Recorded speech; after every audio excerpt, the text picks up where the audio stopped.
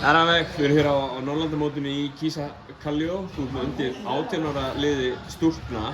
Hvernig hefur stemningin verið svona hingað til á mótinu?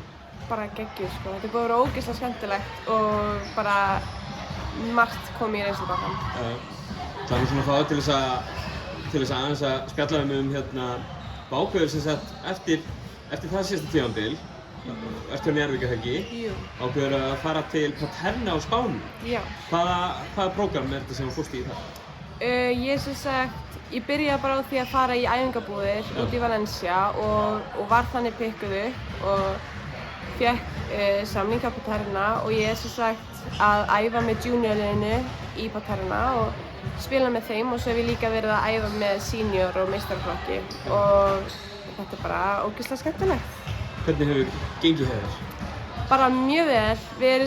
Núna erum við í efstu deildinni í juniorflokki og við lentum hvort það hafi verið í 4. sæti í Valencia, mér minnir það, og við þurfum að vera í topp 2 til þess að komast á Championships á Spáni og markmiðið fyrir næsta ár er að komast á Championships. Þetta er búið að vera mjög lærdómsríkt ár og mjög skemmtilegt og búið að ganga vel.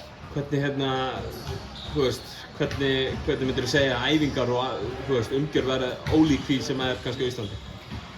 Það er þvílíkt tempó á æfingum. Það er alveg mjög mikið tempó og það tók svolítið tíma að venjast í sko. Og svo er líka,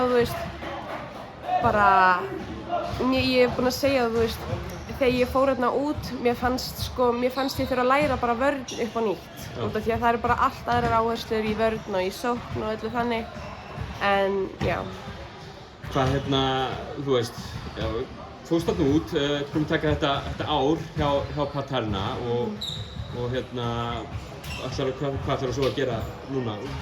Varst með 1 ár í einhvern svona samning eða eitthvað svoleiðis? Jú, ég skrifaði undir 1 ár og ég kom með annan samning í höndina núna.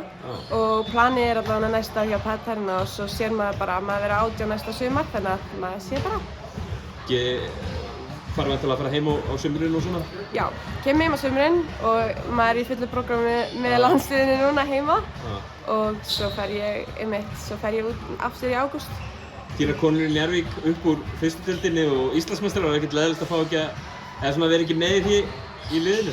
Ég horfði bara spennt heima, var föst við sjónvarpið og hoppaði að dansaði þegar þær unnu titil en já, það er samt búið að vera ógeðslega skemmtilegt að fylgjast með núna í vetur.